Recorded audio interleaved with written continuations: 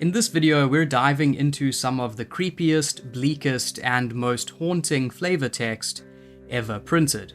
These cards are whispers of madness, death, regret, and cruelty.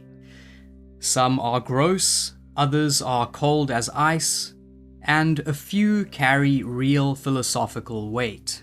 Let's kick off with perhaps the most brutal quote in all of magic. Hatred reads, "I will flay the skin from your flesh and the flesh from your bones, and scrape your bones dry, and still you will not have suffered enough." This card is a brilliant fusion of flavor and function, where you can trade some of your own life to inflict more damage on your enemies. The quote is attributed to Greven Ilvek, a villain from the Weatherlight saga who served as the commander of the Predator, flagship of Volrath's stronghold. Speaking of Volrath, that character utters perhaps the most heartless lines of flavor text in the whole game. On the card Extinction, for example, he says, "I once had an entire race killed just to listen to the rattling of their dried bones as I waded through them."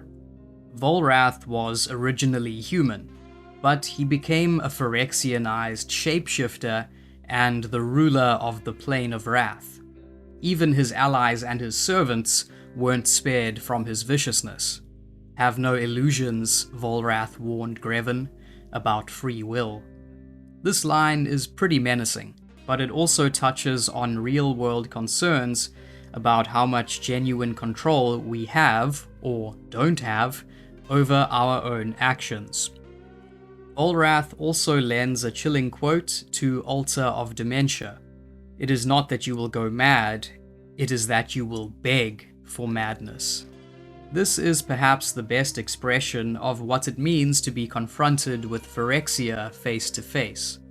Innistrad was a treasure trove of flavor text, including the Exorcist-inspired quote on the double-faced card Cloistered Youth.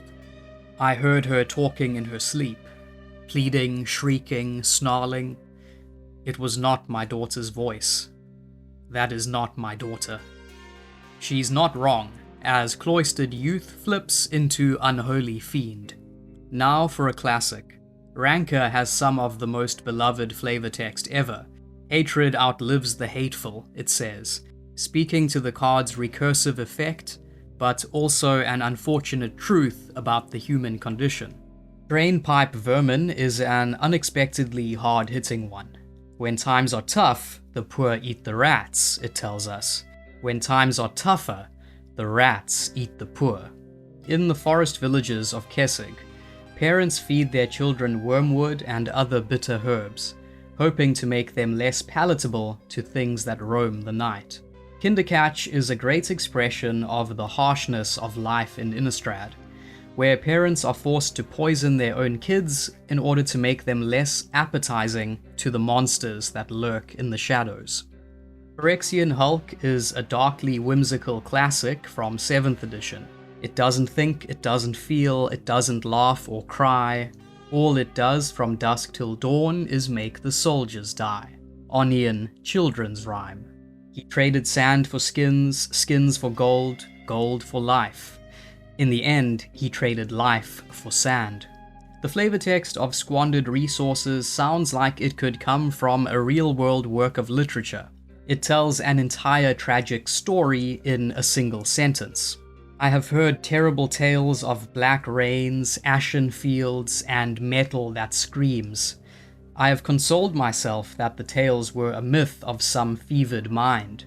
But today I saw a walker, and now I fear the truth." While the creature itself is not intimidating, the flavor text on Phyrexian Walker provides an evocative peek inside the mind of someone witnessing the Phyrexians for the first time. It's restrained and realistic rather than over the top, sounding like something out of the early Diablo games. "As I died, I rejoiced. I would see my family again. But then I woke up back on the battlefield, back in Kamigawa, back in hell." Kamigawa features some of Magic's very best flavor text, none more visceral than this one. In both law and mechanics, Yomiji is a god who prevents people from finding peace in death. It's a testament to how terrible the Kami War was that the soldier Kenzo would have preferred death to continued fighting. If the Nantuko only knew what awaits them beyond death, they would abandon all they hold dear. While Nantuko Shade's flavor text speaks to a very specific moment in the lore, it also has broader metaphysical implications. Perhaps we'd all be petrified into inaction if we knew what awaited us after the lights go out. It's not just the wind, it's not all in your head, and it's definitely something to worry about. Bump in the Night is a little more playful, with the spirit of a 1970s slasher movie. Very Innistrad. This is a sad one. As Baron exhumed his daughter's body, Recover tells us, he finally realized the full price of his faith in Urza. Baron was the master wizard in charge of the Talarian Academy, and one of Urza's key allies. However, Urza's obsessive focus on defending Dominaria left little room for emotion or sentimentality, and he didn't even inform Baron after his daughter died of a Phyrexian disease.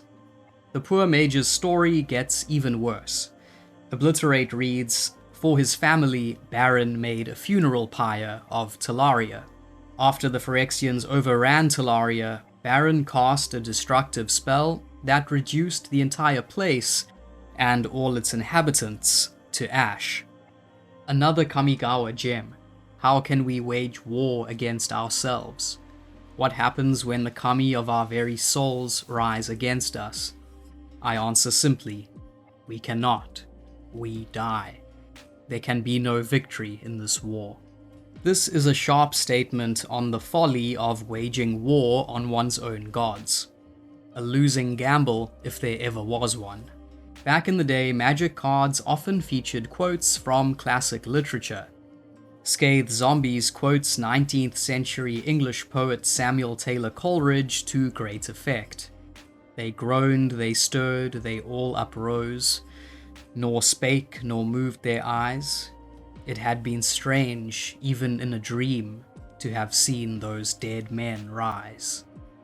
The stairs lead down in both directions, Descent into Madness says. A memorable vision of pure hopelessness. Here's one that sounds almost biblical. The original printing of Wasteland says, "The land promises nothing and keeps its promise." The promo version of the card strikes a similar note. "I will show you fear in a handful of dust," it reads, quoting T.S. Eliot's apocalyptic poem The Wasteland, about the bleakness and disillusionment of the modern world, published in the wake of World War I. "Run," screamed its living mouths. "Come," cried its dead ones. Shades of George Romero. Sometimes less is more. The scrape of shovels and the tumble of cold dirt soon muffled their pleas, Buried Alive says. A subtle line dripping with claustrophobia. Soulbleed is another philosophical one. Whether the end comes swift or slow, it always comes too soon. A poignant comment on mortality. If the whole world burns, I'll never grow cold. Cinder Pyromancer likewise speaks to humanity's dark side. Some of history's worst criminals have caused suffering in order to ease their own fears and pain. Terminal Agony feels like a reference to Harlan Ellison's "I have no mouth and I must scream. His mouth melted to slag," it reads. Yet somehow he kept screaming. Wandering Ones deepens the themes in Kamigawa discussed earlier. I saw them once when I was a child. They led me to my parents' arms when I was lost. Why have they abandoned me now? Why won't they take me home again? The brilliance of Kamigawa is in the concept of gods turning against their worshippers. No greater spiritual upheaval can be imagined. One could also read real-world meaning into it. seeing it as a comment on our current world, where belief in God is vanishing with nothing solid to replace it. Ad nauseam is one of the scariest cards in all of Magic, in terms of art, mechanics, and flavor text. When the task spilled over into undeath, he stopped calling it his life's work, it says, turning an unspeakable fate into a grim joke. At the market, no one heeded Hilda's frantic mooing. The Fey curse was turning out even worse than she had feared. Bartered Cow is another one that hints at an entire story. This is a fairy tale gone very wrong, where a person magically transformed into an animal is rapidly heading toward the butcher's block. I am confident that if anyone actually penetrates our facades, even the most perceptive would still be fundamentally unprepared for the truth of House Demir. This is a great indication of the mystery and deviousness of Ravnica's Black and Blue Guild. It makes one wonder what secrets they're hiding. In truth, her own faith was gone, trodden in Ulamog's wake. She pantomimed the blessing in the hope that it would inspire others to continue to struggle. Soul's Attendant hits hard. Again, this is real-world darkness, belief hollowed out and turned into a performance. Greatness at any cost. Simple but striking. The words carry chilling implications.